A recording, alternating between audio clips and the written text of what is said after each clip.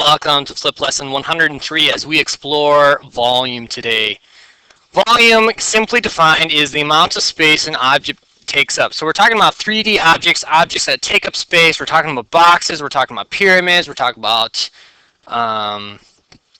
different kinds of prisms, different things like that. And if those words aren't super familiar with you, then they will be shortly as we work through different areas of volume.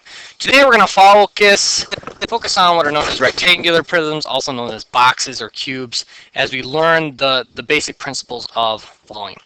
Now, as we look at our shape over here on the left, we see that we have a 3D shape, three-dimensional. It's a box. Stuff could fit inside of it. And if we wanted to understand volume, we could start by looking at this little cube right here. By looking at this little cube, we could say that this is the dimensions of this box, right? This little cube is 1 by 1 by 1, all right? So it's 1, let's just say centimeter by 1 centimeter by 1 centimeter. And so it makes this cube, kind of like just your average dice that you're going to roll, or dot cube. But what we can see here is if I were to take this, and if I were to put this inside the box, and I want to know how many of these green little 1 centimeter cubes are going to fit into this much, much larger box. In the end, I would transition from this idea into a picture that looks very, very similar to what you see on the right. And so there's all of these boxes, right? I have 4 going this way. I have 4 going high, and well, it's a little bit hard to see, right? It's also 4 deep. Right? Now, of course, we can't actually see that, and we can't spend the time sitting there counting every single one of those squares because we can't physically take them all and put them in one at a time. And so because of that, there must be a way to understand this. All right? Now, we can clearly see that there are 1, 2, 3, 4 by 1, 2, 3, 4 on the front, right? So this front face, there are 16 squares. And, all right, so if there's 16, that would include this row right here, this first row right here. There's 16 of them. And now we're going to add plus 16, plus 16, plus 16, because as we peel the layers off. And so in the end, we're getting that idea. Now that might be a little bit hard to see because you don't have a 3D shape in front of you. If you want to create a box and do all that stuff, it's going to make a lot more sense.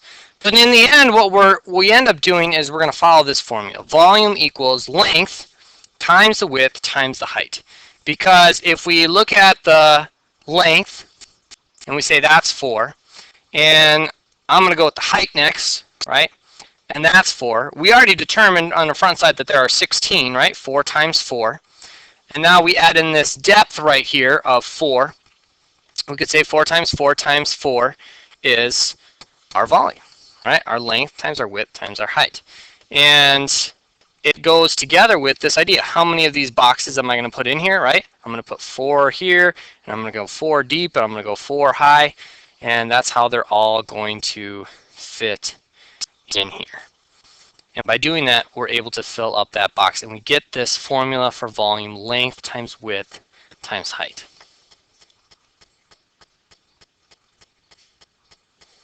I think I went too many. So let's use this basic formula then to help us find the volume of this solid shape, right? If volume equals a length, right? So my long side, 5 inches. I say 5 inches. Times my height, width, that's 4 inches, times my height, which is 3 inches. And so I'm going to start by grouping. 4 times 5 is 20, and then 20 times 3 equals 60. And so I have 60, and then we got to think, well, what's my label? What's the label that's going to go into this? Well, inches times inches is inches squared.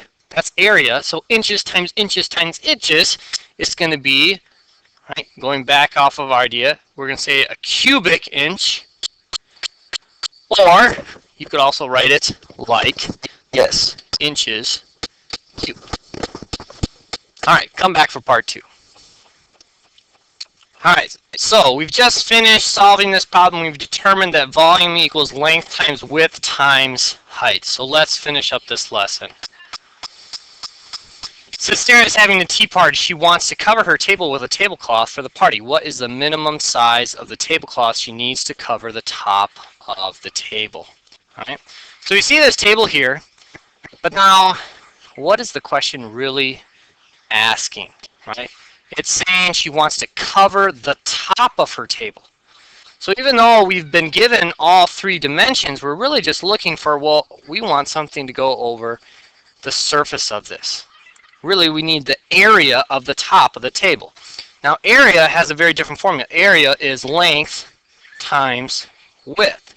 So which of the three numbers are we going to need to use to correctly solve this problem? All right. We see 80 is our length, so we're going to bring that over here. And then we're going to multiply by 40, which is our width. The 50 is our height, so we're not going to apply that to this question. So 80 times 40 is going to give us an answer of, all right, little trick there, 0 goes down, 0 goes down, 4 times 8 is 32. All right, so this would be 32 centimeters squared, or you could also write that as square centimeters. So you have that idea. So the lesson will also be looking at a little bit about surface area. And in this problem, it just focused on the top surface, where surface really area can go into all the areas of the surface. So we also can get into the idea of estimation that applies to all this. Right? So if we were to estimate the area of this box, so we're going to use what we learned last time with fractions, mixed numbers, and how to round. And so this is going to round up to 13, and this is going to round up to 8, and this is going to round, all right, that's going to go down. 1/5 is less than 1/2, so it's going to round down to 2. And so in the end, we have this problem. All right. Now we're going to do length times width times height. All right. And so I'm going to take 13 times 8 times 2. All right. So 13 times 8 gives us that, 174. And now I'm going to multiply that by 2, which is going to be an 8, a 4, carry the 1, and we have that idea. And so then we add our label, and we have 348 inches cubed. And that's our estimation. All right, our estimation. All right, here's your sample problem to get you on your way as you are working with using volume. All right, using volume and also applying ideas of area, which we've learned before. All right, that's flip lesson 103.